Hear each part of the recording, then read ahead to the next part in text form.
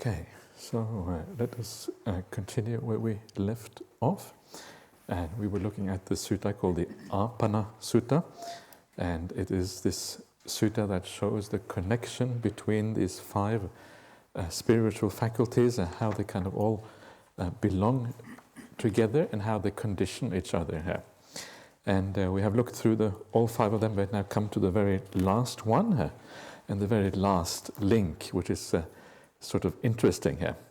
We've just seen what the wisdom faculty is, and then at the very end there, Venerable Sariputta, he says, when a noble disciple has tried again and again, recollected again and again, entered immersion again and again, and understood with wisdom again and again, then they will be confident of this. I have previously heard these things, but now I have direct meditative experience of them. I see them with penetrating wisdom, for the faith is their faculty of faith. So here it just shows you how by doing these things over and over, eventually you have these insights. You keep on just practicing, attaining samadhi again and again, and as you do so, eventually you have the insight. And what is interesting here is that this is then takes it back again to the faculty of faith. That insight you have, the wisdom you have, becomes the faith at the very beginning, and it reinforces the very first spiritual faculty. And at that point, they become the real spiritual faculties of the noble person. They become established, and there is no more kind of wavering about them.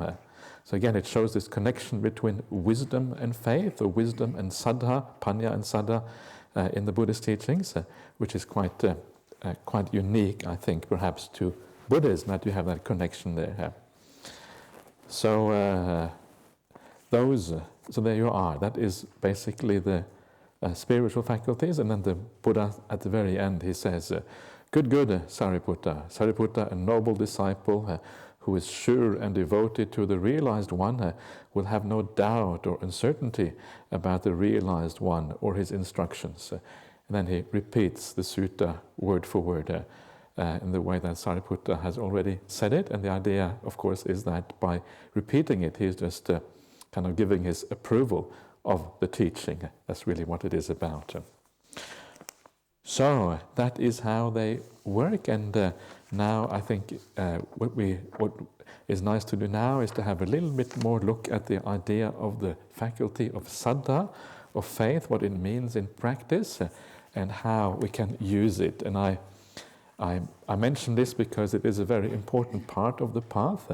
As I said before, when you have the saddha faculty, you use it in the right way. It gives rise to the joy and all the enthusiasm and all the inspiration on the path, and it kind of allows the meditation to become really powerful when you have that joy coming up with the meditation practice.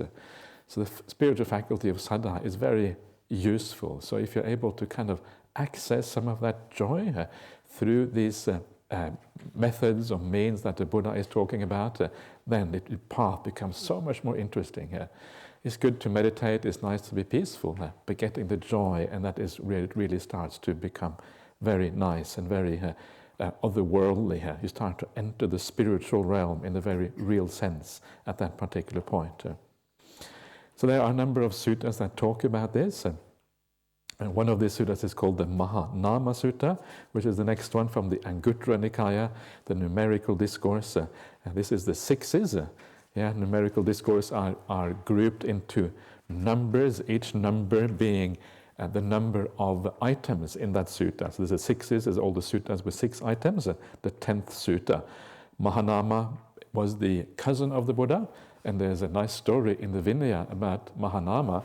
The story about Mahanama and the Vinaya. This is the story where after the Buddha has gone forth and all his Sakyan relatives, they think, the Buddha has gone forth, and maybe we should go forth as well because we are his relatives. And then there's one household, there's 2 brothers, Anuruddha and Mahanama, and they are kind of arguing about who should go forth. And Anuruddha says to Mahanama, "No, I've been kind of brought up in such incredible comfort there's no way that I can go for it because it's too harsh for someone who is as soft as me. something to that effect. That's basically, essentially what he's saying. And then Mahanama says to him, well, if that is the case, I will have to teach you all the chores of the household life so that you can look after them while I go forth. Yeah, one of us is going to have to go forth. Every family should at least have one son who goes forth, at least among the Sakyans. So he says to Anuruddha, well, it means that because they were all farmers, these people. So when the season is right, you have to go into the field, you have to plow the field.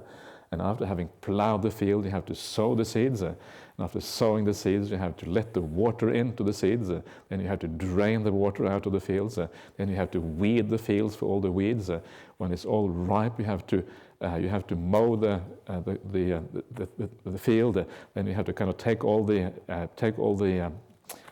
straws or whatever, bring them back, and you have to get all the grains out of it, you have to thresh it or whatever it's called, and then you have to winnow it to make sure all the stuff, all the kind of the chaff, etc., goes out. Then you have to store it in the storeroom, and then when it's stored in the storeroom, and then eventually the next season has already come. Next season you start all over again. And Anuruddha says, well, what does this mean? Does it mean the work never takes an end? Yeah, if it starts over again the next season, when is it going to come to an end? When can I just chillax? He doesn't use the word chillax, but when can I just kind of really take it easy? And Maha said, there is no relaxation. It just goes on and on and on. And he says, in the middle of this work, our father and grandfathers and forefathers, they all died in the middle of their work. Yeah, this is kind of how samsara just carries on forever. And Anuruddha said, well, in that case, you stay at home, I will go forth. It's a very kind of sweet little story.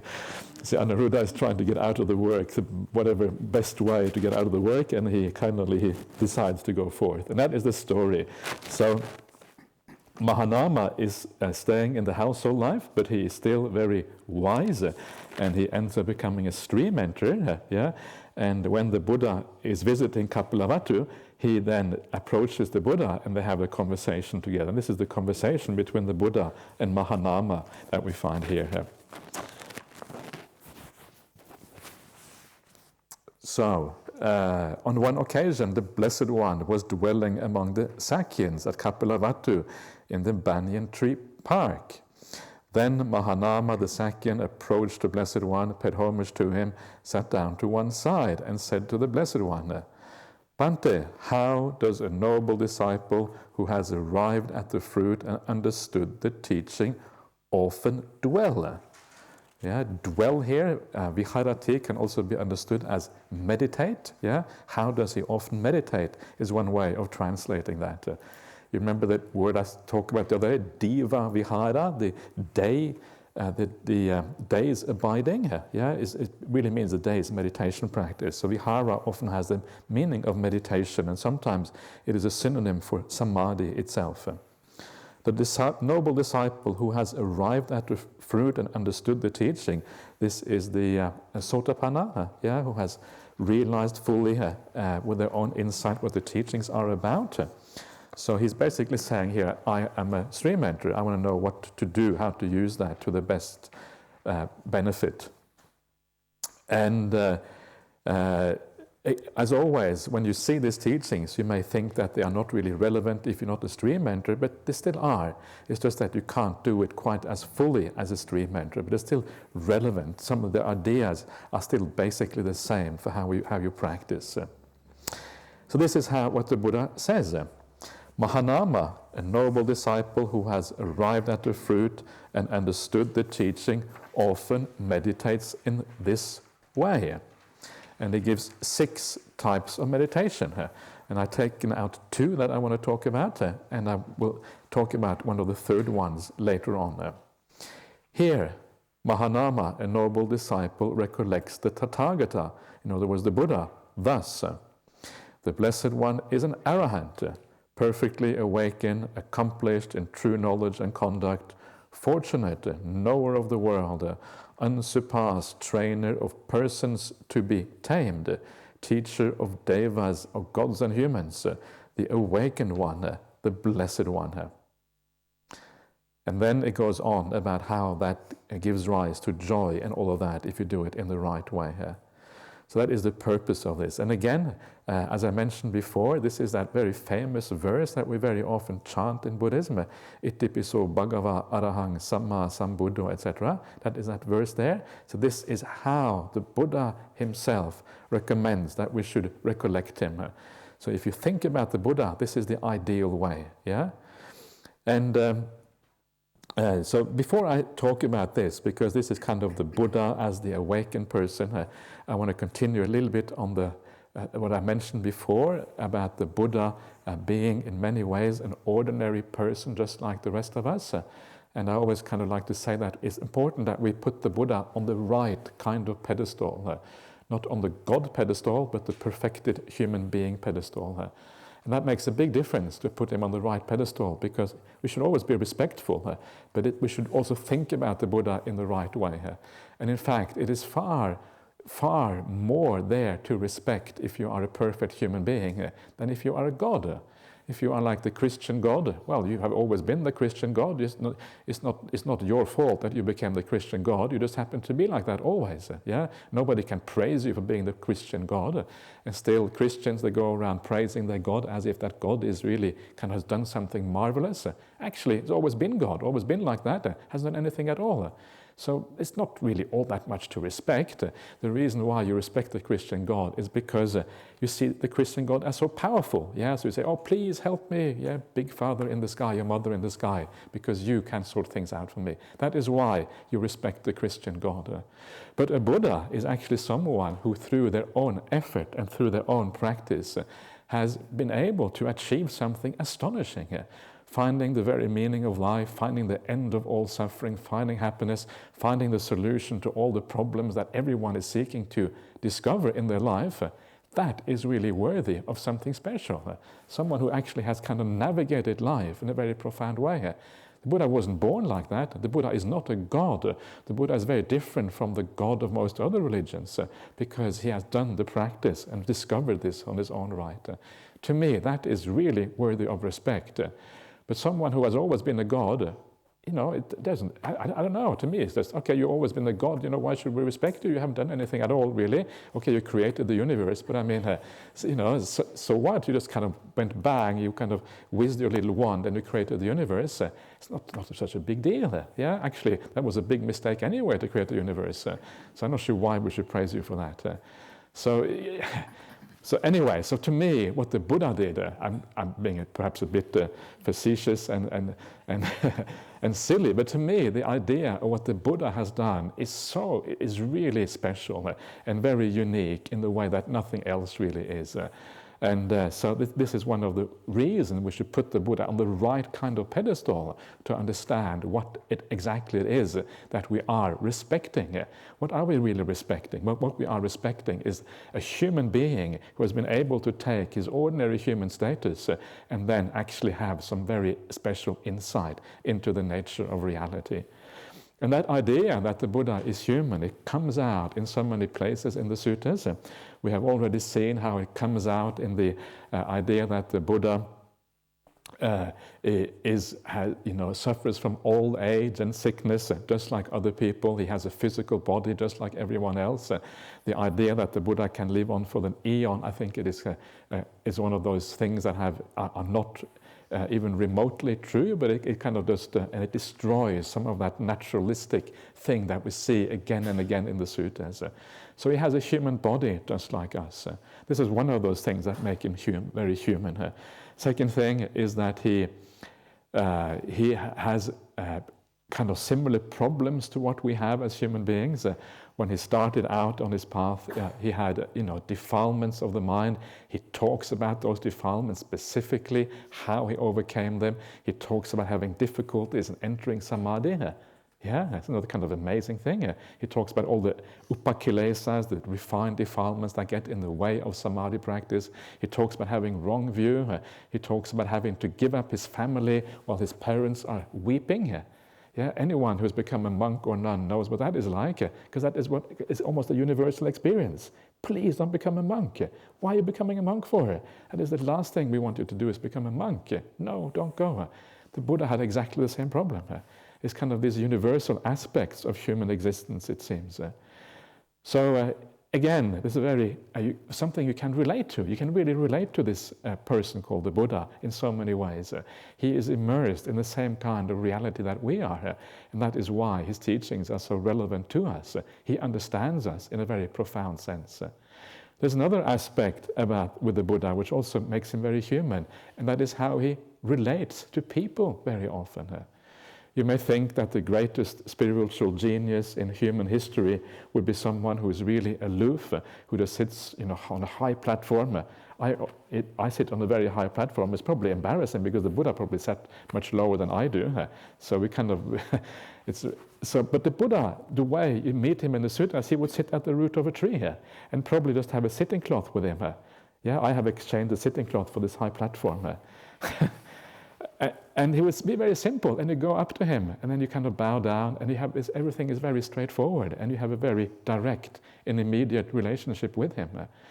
And you see that in a number of places in the suttas. I think I mentioned already when King Pasenadi comes to the Buddha, and he's a bit overweight, and he's huffing and puffing, and the Buddha gives him a kind of a slimming, how to diet. He tells him how to kind of lose weight.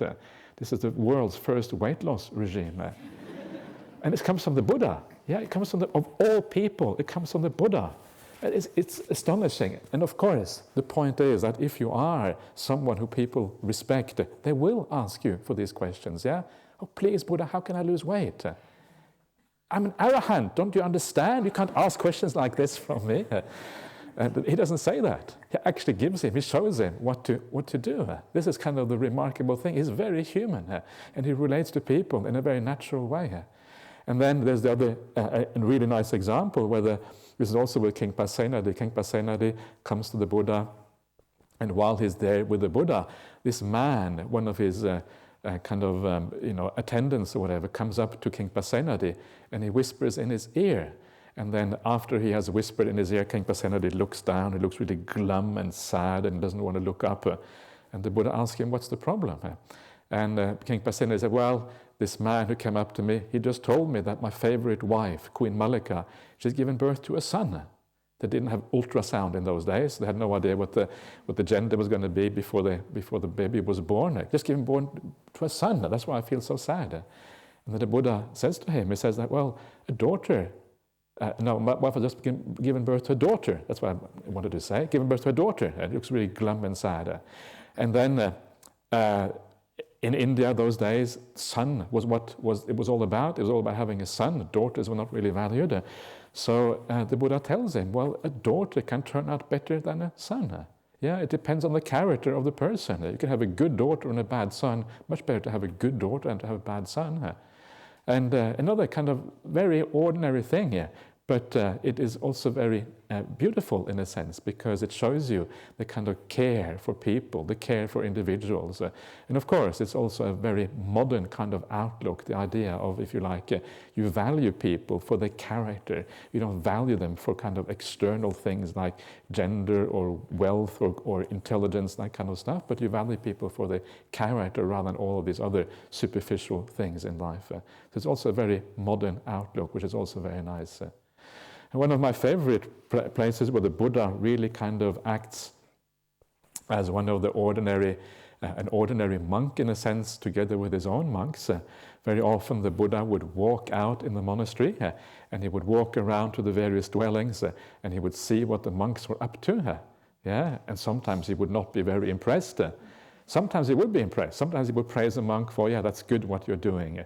I think that was one occasion when a monk was patching his robes. Yeah, so you get a hole in your robe, and then you have a patch on it. I don't have any patches on my robe. I should have a patch on my robe just to be able to show you what it means. I used to have a really patched robe, but not anymore. So this monk was patching his robe, and the Buddha praised him for patching his robe. That is the way a monastic should act. You should kind of look after the cloth. You should patch it and keep it a long time. And then he walks around the monastery like this, and on one of these occasions when he's walking around, he comes to this hut, and in this hut there is a monk lying there, and he's very sick, and he has dysentery here. And dysentery is an illness where kind of everything kind of comes out of you, flows out of you. You're really filthy, and you just lie there in your kind of all your feces and urine, all this kind of stuff, really disgusting illness. And the Buddha asks him, well, how come you have no attendant? Yeah, you're in this terrible state. How come you have no attendant? And then this monk says, well, I don't have an attendant because I don't do anything for the monks, so the monks don't do anything for me. And then the Buddha is not too impressed when he hears that. And then the Buddha says to Venerable Ananda, get some water. And then the two of them clean up this monk. They wash him down, put on some nice new robes, lift him up. The Buddha takes him by the head, Ananda by the feet, lift him up and put him on the bed. Yeah, this is the Buddha. Yeah, and this is it's so different from how we normally think about the spiritual master. He's really kind of doing the dirty work in this particular case. Kind of astonishing. And of course, afterwards, obviously there's many reasons why the Buddha does that by way of example, but also I think it's just his general humanity. Yeah, the Buddha helps people, even though he is the leader of the entire community. Then he goes out and he meets all the monks, and he says to the monks, what is that monk in that kuti over there? Oh, he's a sick monk. Well, what kind of sickness does he have? Oh, he has dysentery. Well, how come he doesn't have an attendant? Because he doesn't do anything for us. And then the Buddha tells the monks, he says to them, you have no mother and father. If you are not going to look after each other, who is going to look after you? And then he says to the monks that anyone who would look after me should look after each other. This is kind of the Buddha talking to the monks and making sure that they kind of do things in the right way. You should prioritize each other as much as you prioritize looking after me. It's a very powerful statement. And one of those very beautiful instances in the suttas where the Buddha kind of acts almost as if he's a normal monk and part of the community. So, those are just some of the stories, and there are many more as well in the suttas that you find, and you see the Buddha in normal interaction, and he comes across as a normal human being. And from all of that, you realize the Buddha is a human being. In fact, the pedestal of the normal human being that is perfected should be taller than the pedestal for God. Yeah, God's pedestal is over there. Perfected human being is over there. It's much higher. Why? Because it's far more impressive. So, and we will see this in a second, because the Buddha calls himself the teacher of gods and humans. One of those powerful examples of Buddha being teacher of gods and humans is the example in the Arya Pariyesana Sutta, the Noble Search, Majjhima Nikaya 26, where after the Buddha's awakening, Brahma Sahampati comes down to the Buddha and asks the Buddha to teach so the world does not perish. Yeah, because the Buddha has the answer that everyone is looking for. And what is the symbolism of that is very powerful, because Brahma Sahampati, he is like the God in the Brahmanical teaching. He's like Brahma. Yeah, he's the creator of the universe he's like the Christian God, basically, the creator of the universe. Yeah, or the universal consciousness or principle or whatever you want to call it. The way the Hindus look at Brahma, apparently many different ways, depending on how you look at many different ways of understanding Brahma. And then what happens? Brahma comes down to the Buddha, bows down to the Buddha, please teach. Yeah, this is kind of the highest God in the universe. And that's why I'm saying God is here, the Buddha is kind of here. Yeah, this is kind of the Buddhist view of this. Don't tell, are there any Christians here? I should ask this first. Too late. The cat is out of the bag. Oops. You probably should be comparing the Buddha and Jesus rather than God. Jesus actually came and he was one of the people. Okay. Maybe I should, I don't know. But it's just interesting, the idea with Brahma, because that Brahma also comes down, and Brahma has this kind of, coming down in this way. So, but Jesus, that's true, because Jesus also is the kind of the coming down of God, isn't it, in a sense? So there's a similar kind of situation. Yeah, right. That's a good point. Okay. Anyway, so I'm being a bit naughty, but it's just good. It's good fun, because the Buddhist point of view is quite different from the point of view of other religions. So when you see that, you get a kind of different feeling for these things. Anyway, let us leave it at that, because that is just the kind of the worldly side of the Buddha, and of course that is all quite interesting in many ways. But what really makes the Buddha interesting, of course, is the kind of the fact that he is the human being perfected. That is what makes the Buddha special and what makes it interesting. So what I want to look at now are these qualities that are mentioned in the sutta, the qualities that the Buddha himself recommends, what makes him a Buddha. And so these are kind of the flip side of being a human being, that you are a human being perfected. So let us have a look at these things in turn and discuss them briefly here. First of all, you have the Blessed One is an Arahant. And the idea of Arahant is this is a word that existed in India prior to the advent of Buddhism. And in those days, it just meant a perfected human being. So any religion, they would have arahants around, and then it was a word that was used by the Buddha and applied then to his teaching to refer to a perfected human being. So the translation used sometimes is the perfected is one of the translations used for arahant. But the actual root meaning of the word is worthy. The worthy one, a worthy person. You are worthy in the sense that because you are a perfected spiritual master, you are worthy of a special honor, or respect, and all of these kind of things, because you have access to a truth that is beyond ordinary human beings. You are a teacher of the highest caliber, and that is what makes you worthy of all the special offerings and respect and all of these kind of things. So this is an important element of this idea of Arahant. And as always, these words, they get a special meaning in Buddhism, a meaning that is, the original word may be derived from the Indian culture, but then gets rewritten with a special meaning in Buddhism. Then you have the perfectly enlightened or perfectly awakened, Samma Sambuddha, and awakening is just really an understanding of truth, an insight into reality, a kind of waking up from a dream almost, or at least a waking up from delusion. And often we talk about delusion in Buddhism, and being deluded is a bit like being confused and not really in control, and your mind is kind of seeing things upside down. The awakening is setting upright that which was overturned, turning on the light for one in the dark, etc. So the idea of awakening is an important one in Buddhism. Enlightenment is not wrong either, but enlightenment, it kind of suggests that the light gets turned on, and the idea of the light getting turned on, being in the dark beforehand and now seeing things according to reality, actually is one of the metaphors used throughout the suttas for the awakening experience. So enlightenment is actually, in some ways, it's okay. The problem with that word is that it suggests kind of the age of enlightenment, the kind of age after the Dark Ages or Middle Ages in Europe, when kind of people started to kind of look at science again, take science seriously, called the Age of Enlightenment in European history, and that kind of misses the point dramatically.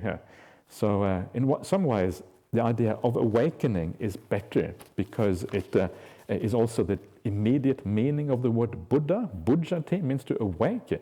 You wake up in the morning, Buddha. You are Buddha already. That's the kind of lower kind of Buddha, and then we strive for the higher kind of Buddha, the higher kind of awakening. Accomplished in true knowledge and conduct, Vijja Charana Sampanno.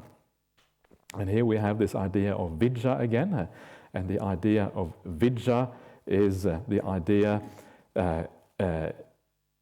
of understanding reality. These Vijja, if there's any word perhaps that can be translated in the suttas as insight, this word can certainly be translated as insight. These are, if you like, the three kinds of insight that you have. The Te Vijja is what is known as the insights in the suttas. It comes from the Brahmanical idea of three insights, and the Buddha again takes that idea and applies it to Buddhism. It is, again, as I said before, is related to many Indo-European words. It's related to the English word wit, related to the German word Wissen, which also means science, and etc., etc. It's a kind of one of these Indo-European words, Te Vijja. So if anything can be translated as insight, this is actually a good candidate for that.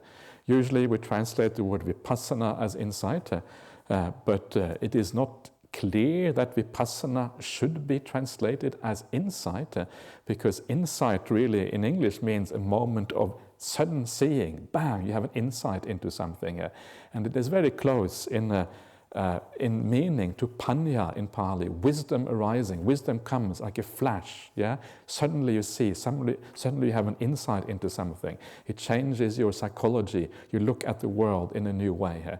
And these things here, they are a bit like that. They are like flashes. They are real insights in the sense of giving rise to deep wisdom. But the word vipassana is more like something that is a gradual thing that happens gradually, and it is something that carries on the path gradually. It can also be a flash, but it's much more than that. It's a gradual clearing up of the mind, seeing things more clearly. It's just like samatha. Samatha is a gradual improvement in the calm of the mind, becoming more peaceful. And then the samadhi are the states of calm, specific states. In the same way, vipassana is the gradual clear seeing. It always goes together with samatha in the suttas. And the panya, the wisdom, is that flash that comes when you see things. And so this is an important distinction. And it says specifically in the suttas that vipassana is what leads to panya. So if you keep on having vipassana, eventually it leads to that understanding and wisdom that is the panya. So that is a subtle thing, and I remember discussing that with Venerable Bhikkhu Bodhi once, because it is one of those things that when you do a bit of translation, you discuss these terms, and I suggested to him that maybe vipassana would be better to translate it as clear seeing rather than insight. And to my surprise, he agreed with me here. That was kind of the surprise. But he said he didn't want to change the translation because it had become an accepted translation. Vipassana kind of was accepted as insight. So even though he sort of agreed with what I was saying, he had still decided to keep the old translation as it was. So what can you say then? You can't really, that's the end of the argument really. But it's interesting because sometimes you think, when you read the suttas in English, you may think that you understand what is going on, but really the only way to fully understand what is going on is sometimes, actually not that often, most of the time you can rely on the English translations a long way, but sometimes you have to go back to the Pali to get the full understanding of what is going on. Don't worry, you don't have to learn Pali to read the suttas, but I'm just saying that occasionally it can be helpful to know a bit of Pali, just to take you all the way back to the most basic source for these teachings.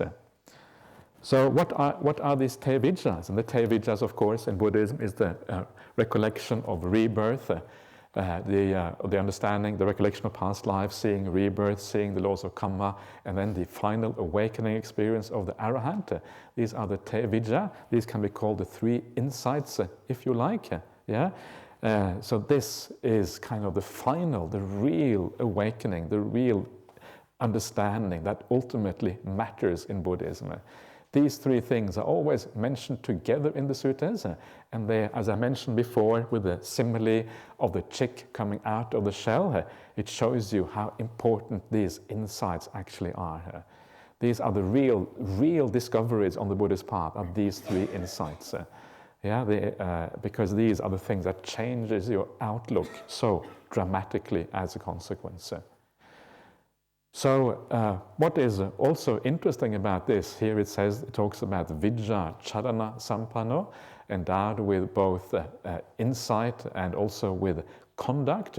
And the idea is that when you have a real insight that changes your mental outlook, it affects your conduct. You change the way you are, the way you look at, the way you treat other people, the way you behave. Why? Because your psychology, your inner life has changed, and that will always come out in how you behave as a person. So if you have no anger and you have no desires anymore, you have no delusion, and in fact you have the exact opposite. One of the things to kind of be clear about is that when you take away all the defilements, it is not just like an empty hole that is left behind. Because it doesn't sound all that inspiring. Yeah, the defilements are gone. You think, yeah, so what? Big deal. The defilements sounds kind of boring. If I got into defilements, it sounds kind of flat. Maybe life doesn't really have any interest after that. But of course, the point is, when you remove the defilements, what happens is that all the opposite qualities come to the fore and they become very powerful. That is really the point. So take away the ill will and you become very compassionate and kind. Yeah, it is not, you don't just become like completely equanimous and even-minded and kind of treat everyone completely indifferently. That is not what happens. It's the other qualities that come out. Take away the desires and the selfishness, you become immensely generous. Yeah, because you don't think about yourself anymore because you know that that's just a pain anyway. Thinking about yourself, what does that do? It kind of makes you small, makes you afraid of the world outside because the world outside is going to rip you off. The world outside is dangerous. If you're trying to amass things and hold on to them in a selfish way, the world outside looks dangerous because it may take away your things. But if you don't have that anymore and you're willing to share everything with the world, you have this expansive mind that always wants to share with everyone else, always is willing to give of what you have, whatever that might be, especially your wisdom in this particular context. So this is the effect of abandoning the defilements, that it has this opposite effect. Abandon restlessness, you become very peaceful. Abandon the tiredness and lethargy to a large extent, and you become very clear-minded. You don't have any tiredness anymore. Abandon the doubt. You become very clear about things. You become very confident, but not confident in an egocentric kind of way, but a natural confidence that just comes from having direct knowledge of what you're talking about. And that is really what the Buddha is. So when you see a Buddha, you can expect to see something special. You can expect to see someone who is kind of, and not only the Buddha, but anyone who is an Arahant, or even lower areas, you might see a little bit of these things. You see something that is special. You see something that is not normal to see in human beings. And you see it consistently. You see it consistently because once these defilements have gone, then it can't come back again. So it's consistently there. And this is one of the things that makes it possible to know that these teachings are still alive in the world. If it didn't change our conduct when someone becomes an Arya, then there would be no way of knowing. People would be noble ones, but you wouldn't be able to tell. But the very fact that it comes out in people's external conduct means that there is a way of telling whether people are noble ones in this world. So this is kind of the point of this. So if you watch carefully, if you're honest, if you investigate carefully, you should be able sometimes to tell, get some confidence that these things are still done in the world. They still happen. And that is such a wonderful thing to be able to see that sometimes. Sometimes you meet exceptional people, and I have met some of these exceptional people in my life, and I think, wow, what a wonderful thing it is. What a wonderful example these people are to humanity, to other Buddhists, to the practice and everything else. It really inspires confidence in these teachings. So this is what happened. And sometimes it's very strange. Sometimes people have confidence in kind of strange places. I never really understood that. This idea of crazy wisdom that you sometimes hear about in Buddhism. But in my opinion, either you're crazy or you're wise. You're not both at the same time. Crazy wisdom is an oxymoron. You don't kind of go around hitting people and doing bad things, and you're an Arahant at the same time. It doesn't work like that. If you're an Arahant, you are kind. You are not you don't do harsh things to others. Anyway. So that is the idea of true knowledge and conduct. Then you have the idea of fortunate, Sugato, translated as the Holy One in the suttas, by Bhante Sujato. Sugato literally means one who is gone, well gone.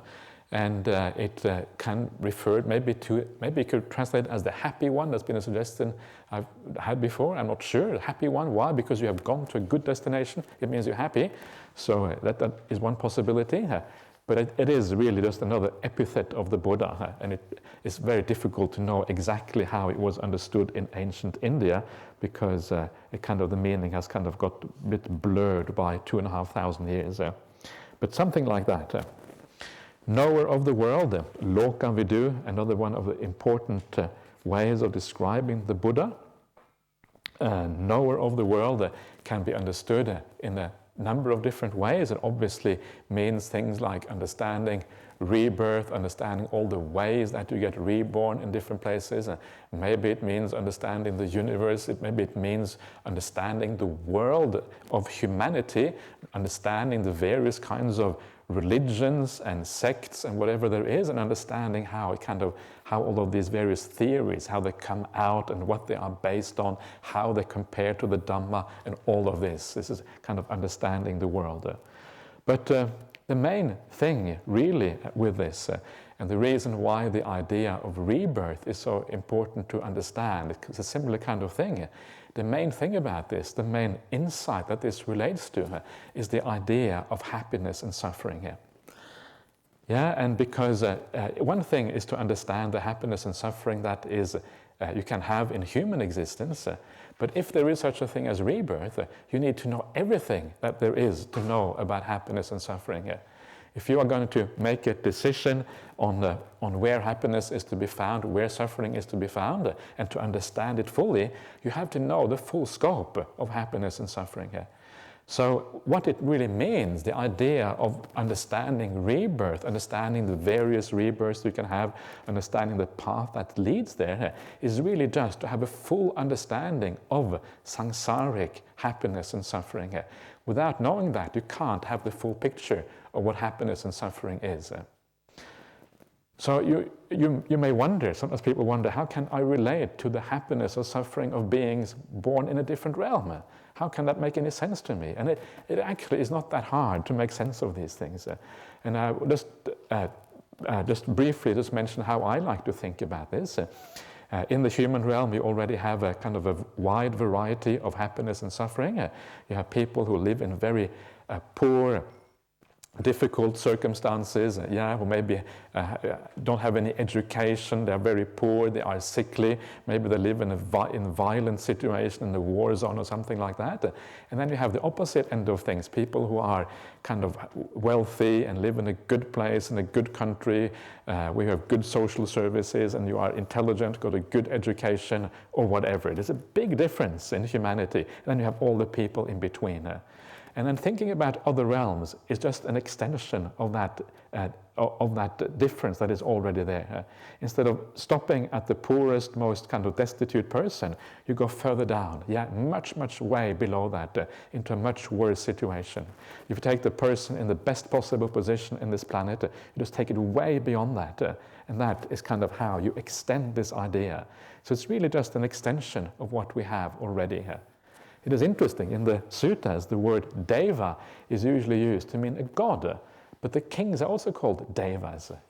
If you talk to a king, you call them deva. It means like lord or sir or something like that. So it is already there, you can see the connection between the devas as gods and the human beings at the higher realms.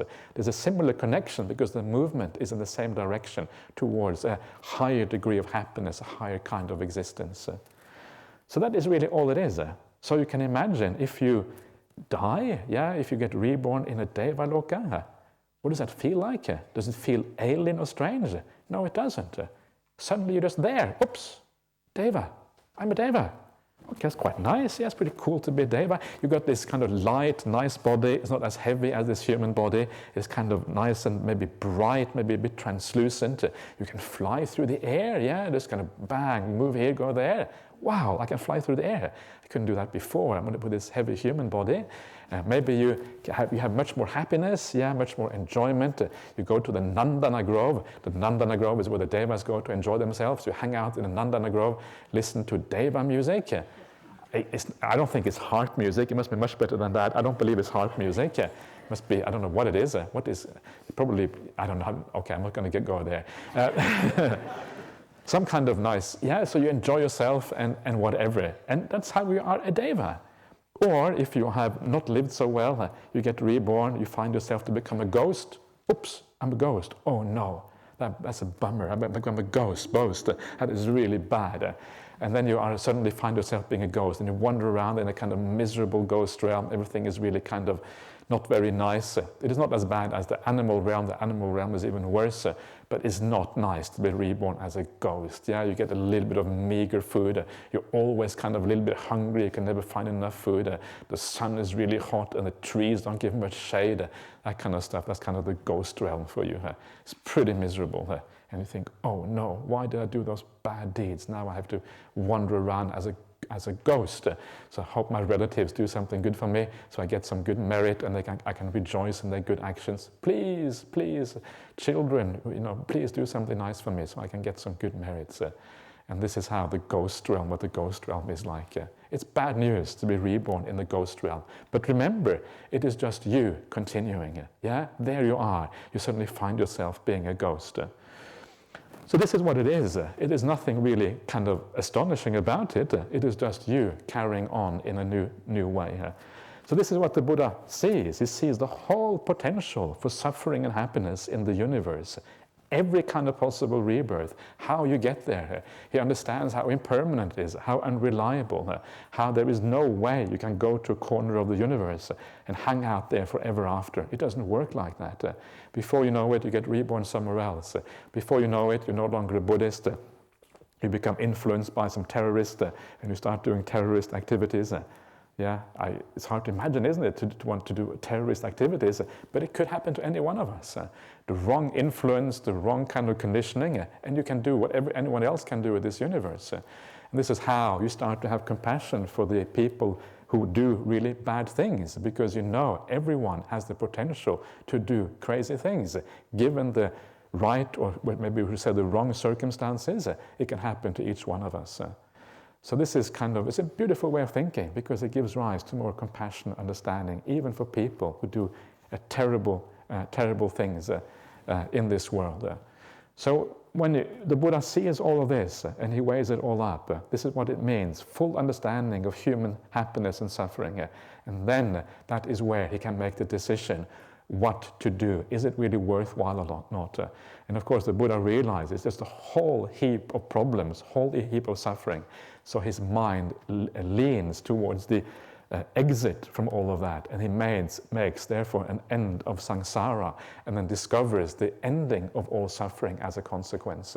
Only when you have full understanding of what is going on, can you make that decision on what should be done as a consequence. So this is the Buddha's insight, understanding everything there is to know about happiness and suffering in samsaric existence. And of course, that is incredibly significant.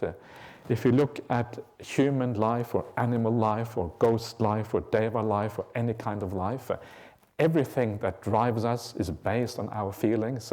It is based on happiness and suffering, how we can achieve maximum happiness in our life, how we can avoid suffering in our life.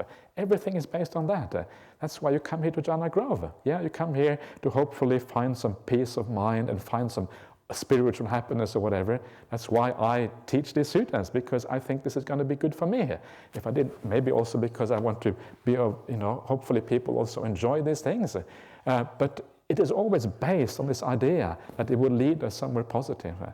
If you look at everything we do in our life, from the short-term things, such as what are you going to eat at your next meal, or what are you going to dress like, or what are you going to entertainment you're going to watch, or to the long-term decisions in life, where you're going to live, how you're going to be educated, what kind of religion you choose.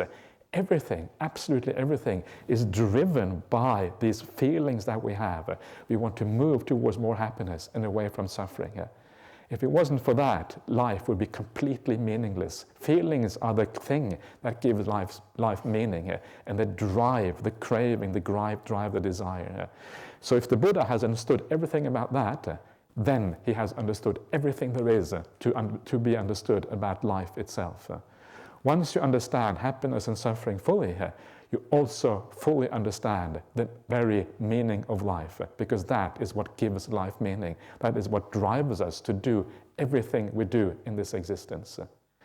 And this is how you can see why the Buddha actually has discovered the meaning of life, because he has discovered this source of our drives, our desires and cravings, and absolutely everything.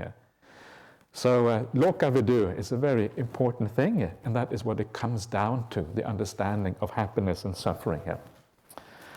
Then the Buddha is said to be the unsurpassed trainer of tameable people.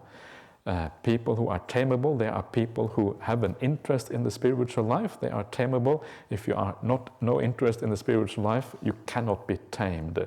Then there's nothing that can happen. You are unsurpassed tamer, trainer of these people. Why are you unsurpassed? Well, first of all, you are unsurpassed because you have the highest wisdom.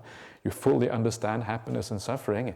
Everyone in the world, ultimately, they want to know what you have discovered. They may not realize that sometimes, but really that's what they want, because you have understood the very foundation of what life is about.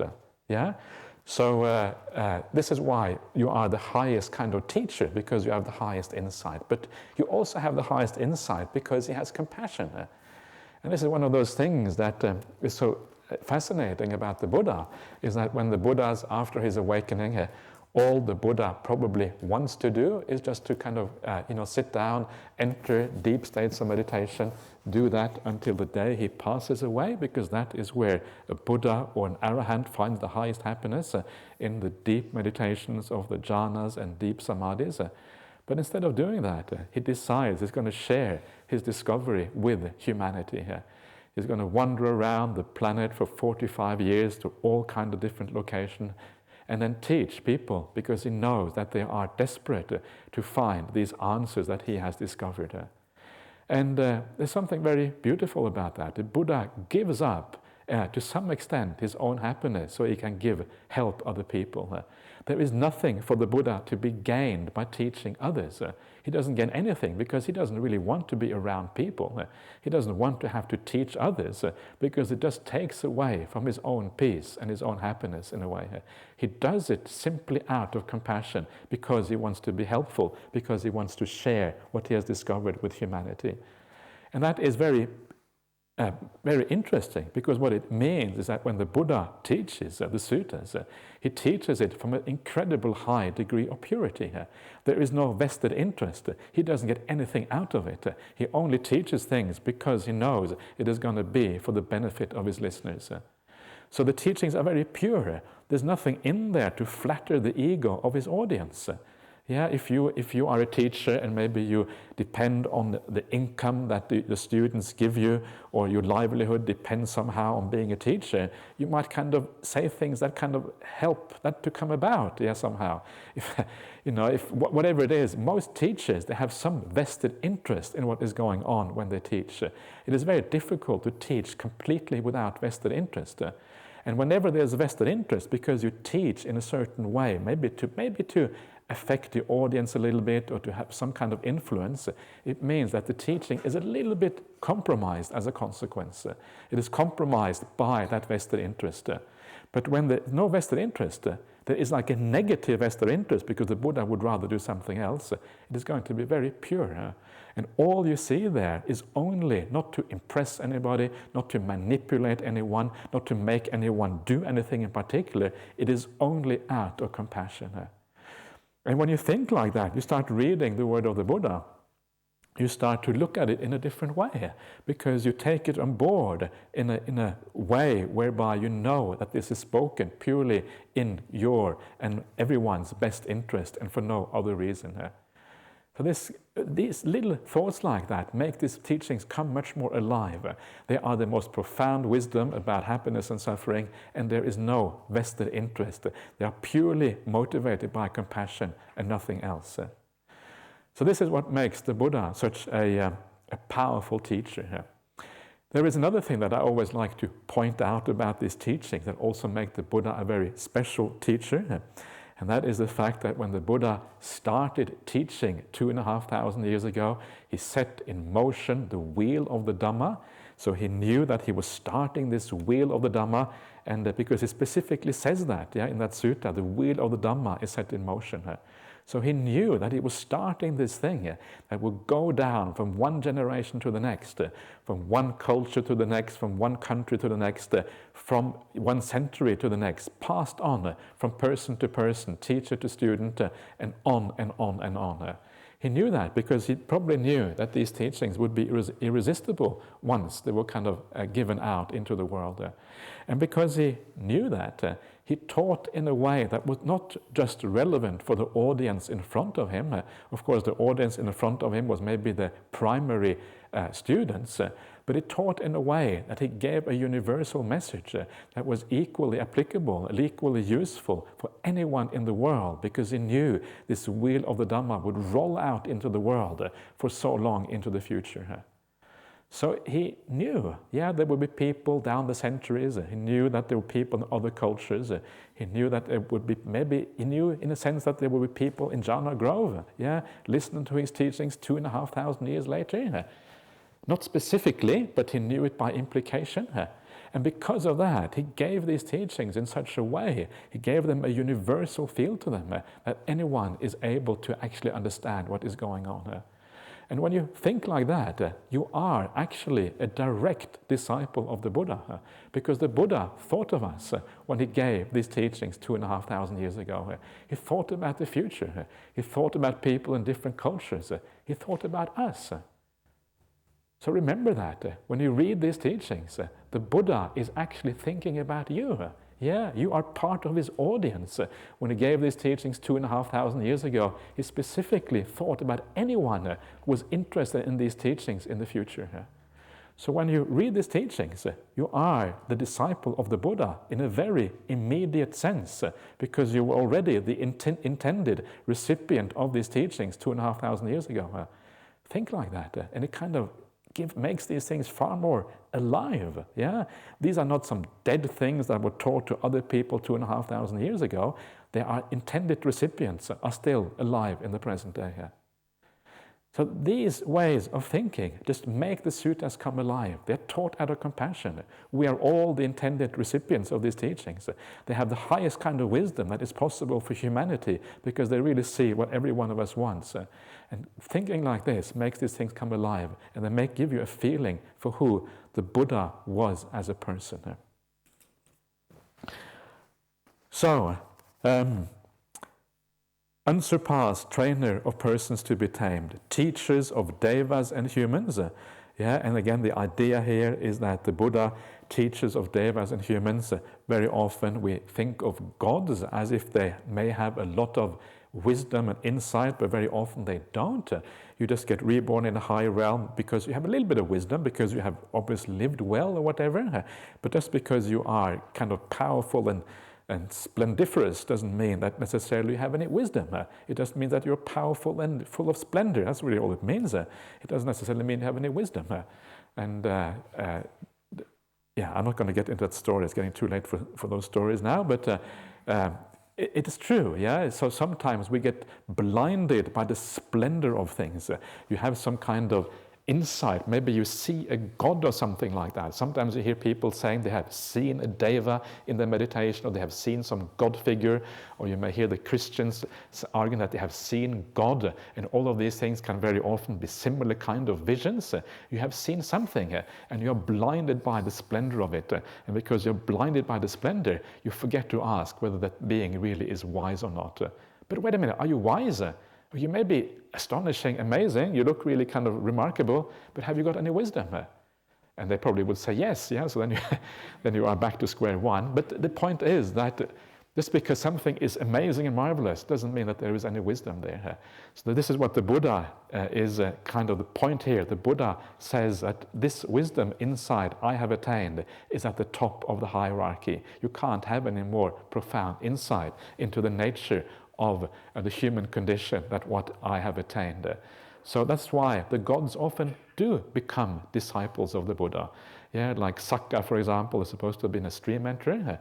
So if you get reborn in the Tavatimsa heaven, one of these heavenly realms, you get a stream enterer for your boss. It's pretty good. People always complain about the bosses. Oh, my boss, so hard. Now you get a stream enterer for a boss. Now you can't complain anymore. And if you still have problems with your boss, maybe you have to reappraise where the problem really is. So this happens sometimes. Anyway, teacher of devas and humans, the enlightened one, the awakened one, Buddha, the blessed one, the Bhagava. Bhagava is this Indian word that is often applied to gods and very highly spiritual attained beings. So the Buddha, of course, being one of these, he is called the Bhagava. And that is the word you have there. So that is the idea of the Buddha. And the idea that the Buddha, how he says we should think about it. And if you think about the Buddha in this way, then all of these things coming next should ideally happen as a consequence. It is may not always happen, but sometimes they do. We'll get back to that tomorrow, because now we are running out of time, unfortunately. So that is all for now. We will continue as usual at 7:30 this evening. So we'll see you back again then.